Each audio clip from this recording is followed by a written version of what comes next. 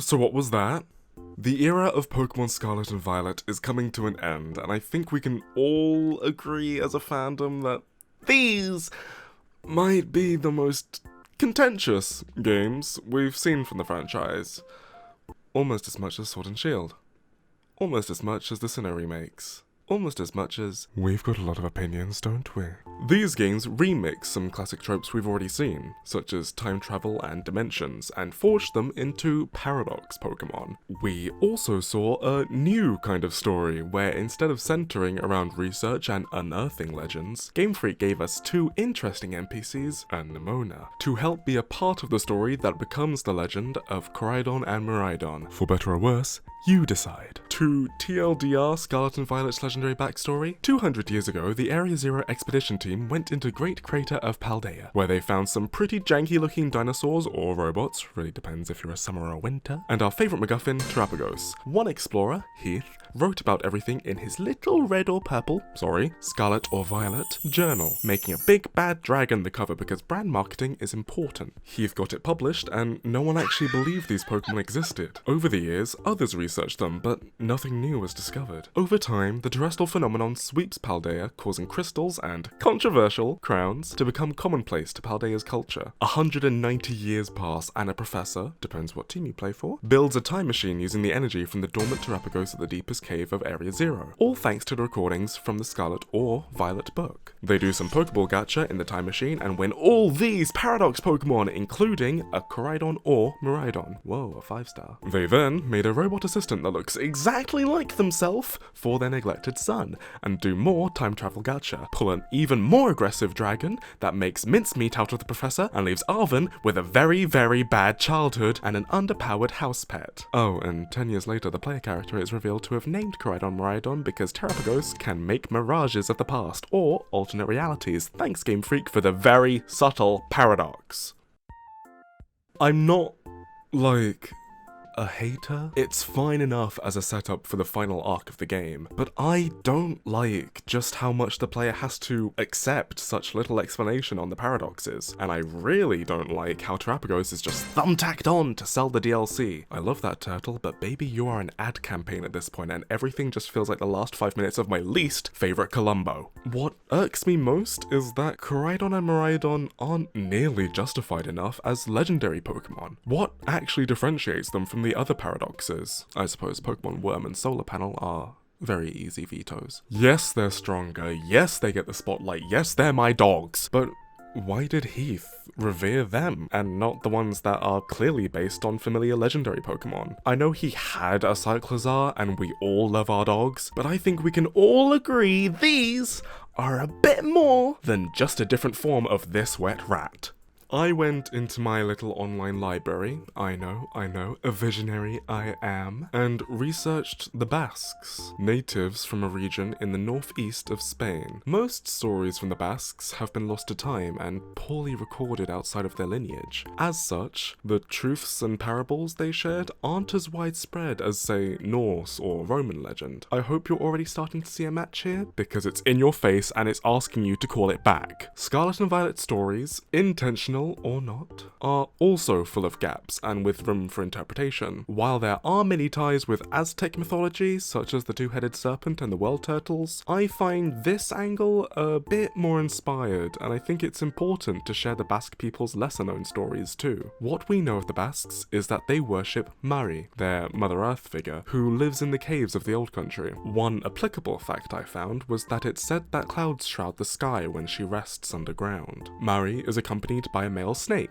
possibly an equal, commonly referred to as either Sugar, Sugoi, or Maju. He soars the sky as a harbinger of storms. Some sources describe him as made of pure fire, some believe lightning. He also lives underground, navigating the Basque country's caves. The only parable I could find on Sugar that really drew inspiration for me was one where two brothers ventured into the cave of Balzola. The younger brother attacked Sugar's tail. The older brother apprehended him. Years later, the older brother brother returned to his home village after being away for so many years and was transported back to the cave of Balzola by an unknown man. He gave the older brother a box full of gold for himself and a red girdle for his younger brother. When the older gave the girdle to the younger brother, he refused to wear it, and as a consequence of attacking the snake all those years ago, was tied to a walnut tree in front of his house and burned alive. I hope it's clear here that I'm choosing to interpret Koraidon or Miraidon as a surrogate for Sugar, with either of the game's narratives, ancient or future. And while I won't be burning someone at the stake as much as I'm tempted to, I don't think that's the energy I want to bring to the table, for now. Since the Paradox Dragons aren't necessarily a pair that exist in balance of each other, like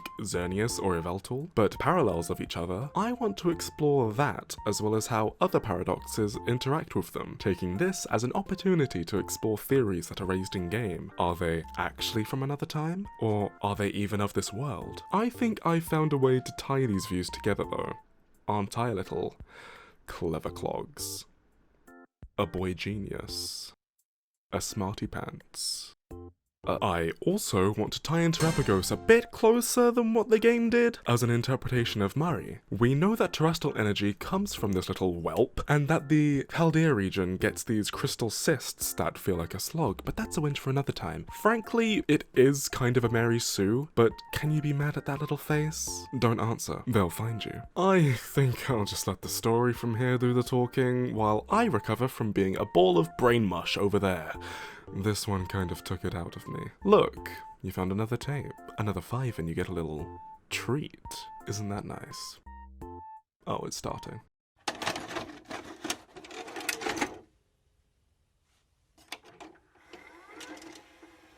From a poor farming village near Crater's Peaks, 2 brothers and their drake ignored their elders' heed, that if you see a light shine from the pit's mists, do not venture within. To explore beyond the edge is to return a changed man. Your body will tear and your mind will be trapped. The 2 brothers often played by the crags above, far from the adults and their hawk eyes. The younger child persuaded his brother to scale the hills on the back of their drake, and did as children still very much do. The younger child was more aggressive, wrestled, and often called for his brother when he was bored or lame. The older brother, who would often lead them back home, took the time to study the critters that adults would overlook. The child grew tired quickly, which usually meant an early home time, but just this once, the older brother found a glitter in the cracks that was unfamiliar to him. Growing weary of his brother's complaints, he tried to persuade him to return on his own. The child's tantrum grew worse and the sun began to set. In a fit of frustration, the boy pushed his younger brother. He could only watch the child tumble down into the crater's clouds. Too shocked to move, pale, the boy stood as the drake roared down the cliff's edge. The drake grew desperate, took the boy and carried him to the edge, beginning to scale into the depths to rescue his owner's child. The silent boy awoke from his daze and gasped for air underneath the clouds. A paradise of luscious fields, cascading waterfalls, and obsidian pits. The boy knew the wildlife from stories his parents told him and his brother when they were little. Large insects with fluttering scales, grazing long necks with 2 heads, marvels, every one. His drake brought them to the bottom of the rock, steadily taking his first steps on the verdant blades. The air felt fresher than the open seas. The child was not there. Not under rocks, not behind giants, not under the shelter of crystal trees. Hours passed, and the boy grew tired from the child search. Night had yet to come despite the dusk that was meant to lead them home. The drake began to cower, whimpering as the boy laid his head against its leg, as chirps echoed from deeper inside the cave. The boy slept. When he woke, he sought the comfort of his pet drake. He instead rested his hand on something rougher. He looked to where his drake had stood and saw one twice its size, feathers adorning its forehead and clad in scarlet skin. The beast glared. The boy fell beneath the Titan's webbed feet. He begged the question, "Have you seen my brother?" The scarlet beast crooked its neck, took the boy, and stole him away into the cave's depths. At the end of the sunken halls, familiar creatures appeared with twisted features. They carried fruit that the boy could not name. In the center of the cavern lay a pit encrusted with gemstone that the fanged familiars offered their spoils to. The scarlet drake set the brother down, scanned the room left to right, and seemed to beckon from the pit a small, turtle-like creature. It seemed weak, with scratches on its dull, jeweled shell. A wave of emotion overcame the boy. The sheer sight of the poor creature reminded him of his own pet drake after an attack his father had won. Instinct overcame him as he ran towards the thing and began to feed it the fruit offerings himself, peeling skins or breaking down shells. The turtle nibbled, glowing as the crack began to heal. The scarlet drake frilled its horns and offered the boy a gentle smile, raised its hand, sending its servants away. Years passed. The boy grew strong. The fascination he had found in this new world had simply become him. Under the tutelage of the scarlet drake, he came to understand it was not just the guardian of the cave's jewel turtle, but a king to the dwellers of the great crater and beyond. The two of them scrapped. The boy often made use of the tactics his brother had once thwarted him with. Often on nights where the moon was full and bright, the scarlet drake found the now young man crying, etchings of a child boy and himself on stone left behind. One day, a traitor made their mark. Crimson feathers left at the deepest cavern's mouth. The young man presented them to the scarlet drake and the jewel turtle, who began to frill and whimper respectively. The young man had never seen the turtle fear like this before, so he trained all day with the drake, so that when nightfall came, he could protect his found family from the terror's threat. At the moon's peak, unfamiliar roars awoke the young man, and in the middle of the cavern, he bore witness to a horrific brawl between the scarlet drake and a one-winged crimson monster. The rage of both potent, the smell of blood pungent. The tenacity the young man had built completely stripped. The battle grew fierce. The scars became deeper. The turtle found the young man frozen. At the 11th hour, it blinded the room in a brilliant shine. When the young man could see again, the jewel had grown thrice its size, and its shell mesmerized him with a kaleidoscope of changing hues. The scarlet drake grew a second dazzling head, crashed into the ground, and sent the young man flying into the wall. The white blinded him with a ringing sound. When he awoke from his daze, he found the large turtle trapped inside a glass sphere. Silver ropes led to giant buzzing boxes. In an effort to save his turtle friend, the young man began to punch at the glass, making not a single dent or crack.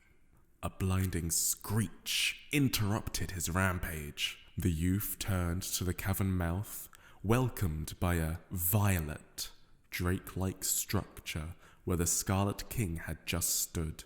Lightning pulsed from its horns and tail. Where eyes would be were dotted lights. It seemed to give the self-same glare that had once raised him under the arid mist sun. From behind the violet drake came a man clad in chrome, and seemed to tap chimes on a tablet made of light and steel. The man tried speaking to the youth in torn clothes. He knew each sound. He knew each tone. He could not remember what they meant. The youth cried. His mind grew painful and confused. The violet drake thundered. The man bowed to the beast and stabbed it with a tube. The youth scratched the floor, etching the room, trying to make sense of it all. The stern man shuffled closer, smiled, raised his inner brow, and began pointing around the room, talking and explaining. The youth could not understand a single word, but a comfort was felt. As he looked up, the violet drake offered an estimate of a familiar smile from the corners of its jaw as a gemstone head began to grow from its crown. The room was lit only by the luster of the crown, the automatons around silent with their light eyes dull. The man's tablet would not shine. Frantically, the man began to bow to the violet drake's throne. It began to thrash at its cords that confined it, leaking the liquid blue. Awoken, the large turtle grew once again, shattered its prison, and as it approached the drake's rage, it flung the two men against the crystal walls. When they awoke, they found themselves sat in the middle of an empty cavern. No turtle in sight, no scarlet or violet kings. As they walked towards the mouth of the cave, there sat a drake that clawed at the cracks where a glow seeped through. The silver man approached the drake, who leapt at the two. It began to lick their faces, nuzzle their legs, running around excitedly. The torn-clothed youth looked up at the man, who simply cried, looked at him in complete disbelief, and sullenly called him by a long-lost name.